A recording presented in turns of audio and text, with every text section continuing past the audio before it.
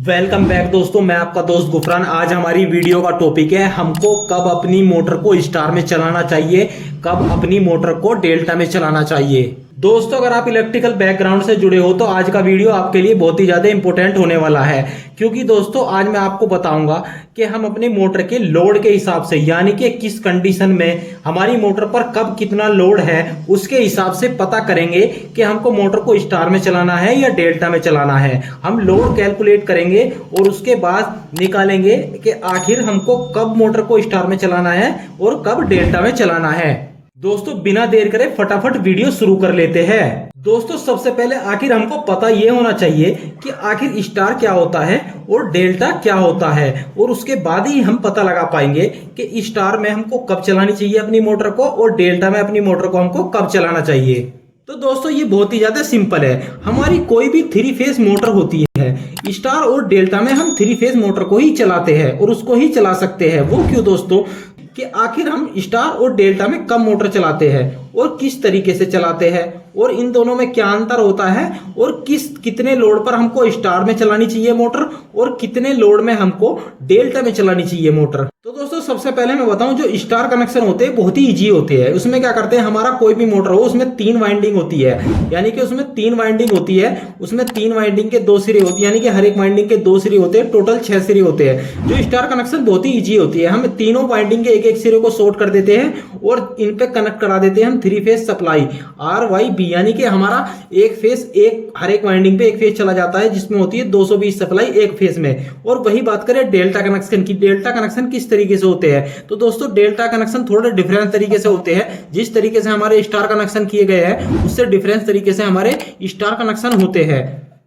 तो दोस्तों, star connection में क्या होता है, ये होता है कि हमारे एक को शॉर्ट कर दिया गया तीनों तरफ, तीनों वाइंडिंग को एक तरफ से शॉर्ट कर दिया गया और तीनों वाइंडिंग पे हमारे RYB फेस कनेक्ट कर दिए गए। अब आती है डेल्टा की बात। आखिर डेल्टा में क्या होता है दोस्तों? डेल्टा में हमारी 6 सिरे होते हैं 3 वाइंडिंग के। हमारी कोई भी 3 फेज मोटर होती है उसमें टोटल 3 वाइंडिंग होती है, जिसमें 6 सिरे आपको देखने को मिलेंगे। जहां पे आप मोटर के कनेक्शन करते हैं, यहाँ पे R कनेक्ट कर दिया, यहाँ पे Y, यहाँ पे B, यानी कि हमारे वाइंडिंग के एक सिरों पे हमने 3 फेज सप्लाई कनेक्ट कर दी। अब दूसरे सिरे की बात आती है।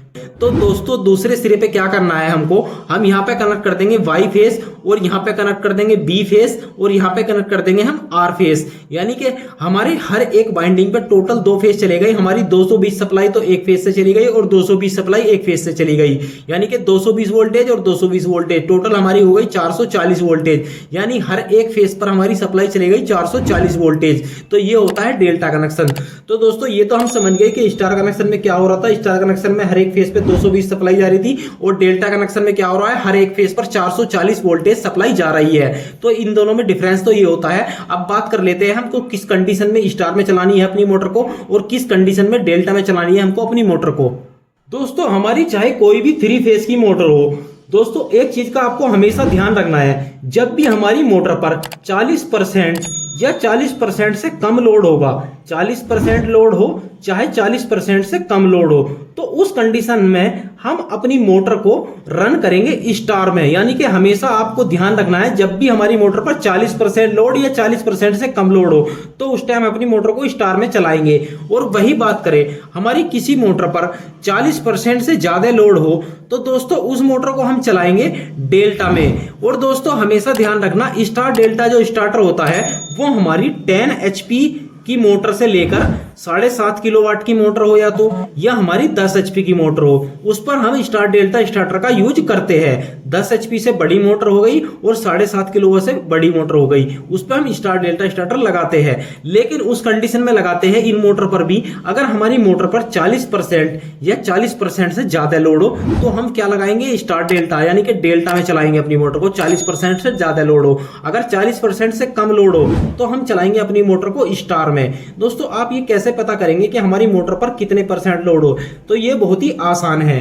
सपोज करो हमारी कोई 15 किलोवाट की मोटर है, मैं इसका अभी आपको निकाल कर दिखाऊंगा आपको किस तरीके से निकालना है। परसेंटेज, यानी कि लोड किस तरीके से आपको पता करना है अपनी मोटर का। अब सपोज करो हमारी कोई 15 किलोवाट की मोटर है, तो सबसे पहले क्या करेंगे हम 15 किलोवाट की मोटर का सबसे पहले निकालेंगे हम फुल लोड करंट। आखिर इसका फुल लोड करंट क्या है तो इसके लिए एक फॉर्मूला होता है दोस्तों, एम्पियर इजकल टू हमारा किलोवाट इंटू 1000 और इसके डिवाइड बाई हमारा आ गया voltage into √3 into power factor. तो दोस्तों जब हमारी 15 किलोवाट की मोटर है, हम कितनी सप्लाई से चला रहे हैं उसको 415 वोल्टेज से चलाने वाले हैं, और जो हमारी मोटर का पावर फैक्टर है वो है 0.8। दोस्तों जितना भी है आपकी मोटर का पावर फैक्टर आप यहाँ पे रख सकते हैं कैलकुलेशन करते टाइम।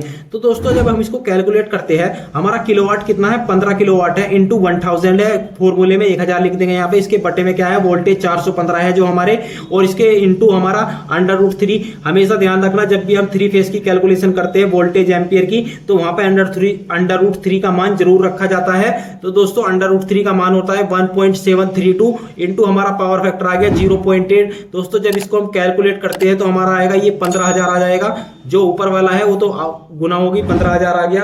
अब बात आती है इसकी, जब इसको हम कैलकुलेट करते हैं तो हमारा आएगा 575 पॉइंट कुछ आ रहा है, तो हम यहाँ लिख लेते हैं 575। जब इसको हम डिवाइड करते हैं तो दोस्तों हमारा 1575 को हम 15000 को भाग देते हैं तो हमारा आएगा 26 एम्पियर, यानी कि हमारा फुल लोड करंट आ गया दोस्तों 26 एम्पियर। आपको हमेशा ध्यान रखना है, अगर 26 एम्पियर से ज्यादा हमारी मोटर करंट ले रही है तो आपको मोटर चेक करने की आवश्यकता है, क्योंकि हमारी 15 किलोवाट की मोटर 26 एम्पियर तक करंट लेगी। अगर इससे ज्यादा करंट लेगी तो हमारी मोटर जल सकती है, आपको हमेशा ध्यान रखना है। अब निकाल लेते हैं इसका 40%। दोस्तों बहुत ही सिंपल होता है, 26 इंटू इसका हम 40% निकालने वाले हैं। इसका हम इस तरीके से निकाल सकते हैं, या हम कर सकते हैं 26 इंटू 0.4, इसकी गुना कर सकते हैं जिसमें 0.4 की, तो हमारा निकल कर आएगा दोस्तों 10.4 एम्पियर, यानी कि 10.4 एम्पियर करंट आ गया। अगर हमारी कोई 15 किलोवाट की मोटर है, अगर वो 10.4 एम्पियर करंट ले रही है तो उसको आपको स्टार में चलाना है। आपको ध्यान रखना है 40 यानी कि 10 एम्पियर तक किस में चलाना है, स्टार में चलाना है। यानी कि हमारा 40% कितना आ गया, जो 40% जो लोड था वो कितना आया 10.4 एम्पियर। तो आपको हमेशा ध्यान रखना है ये 40% निकल कर आया है। अगर मोटर हमारी 12 एम्पियर या 13 एम्पियर करंट लेगी तो हम चलाएंगे उसको डेल्टा में। अगर हमारी मोटर इस कंडीशन में 10.4 या 10.5 एम्पियर करंट ले रही है तो हम उसको स्टार में चला सकते हैं बड़ी आसानी से, क्योंकि दोस्तों अगर हम इसको 40% यानी कि हमारी मोटर चल रही है इस टाइम नो लोड पर, अगर हम नो लोड पर क्या करेंगे, इसको ज्यादा फुल लोड वाली सप्लाई देंगे, यानी कि ये नो लोड पे है, इस पे कोई लोड नहीं है। अगर मैं इसको फुल लोड वाली सप्लाई दे दूं, इस पे 26 एम्पियर करंट यानी कि इसको डेल्टा में चला दूं, तो इससे क्या होगा, हमारी मोटर जल सकती है, खराब हो सकती है, बाइंडिंग जल जाएगी, ये सब प्रॉब्लम आ सकती है। और दूसरा हमारी मोटर की एफिशिएंसी भी बहुत डाउन हो जाएगी, क्योंकि हम उसको करंट बहुत ज्यादा देंगे और हमको आउटपुट में बहुत ही कम लोड कनेक्ट किया है। तो दोस्तों इस चीज का आपको हमेशा ध्यान रखना है कि हमको कब अपनी मोटर को स्टार में चलाना है और कब हमको अपनी मोटर को डेल्टा में चलाना है। तो उम्मीद है दोस्तों आज की वीडियो से आपकी अच्छी जानकारी मिली होगी। वीडियो कैसा लगा दोस्तों, प्लीज दोस्तों लाइक करके जरूर बताइए आपको वीडियो कैसा लगा। अगर आप हमारे चैनल पर नए हैं तो चैनल को सब्सक्राइब करके बेल आइकन प्रेस कर लीजिए, ताकि आने वाली वीडियो की नोटिफिकेशन आप लोगों को मिलती रहे। आज की वीडियो में धन्यवाद दोस्तों, मिलते हैं अगली वीडियो में।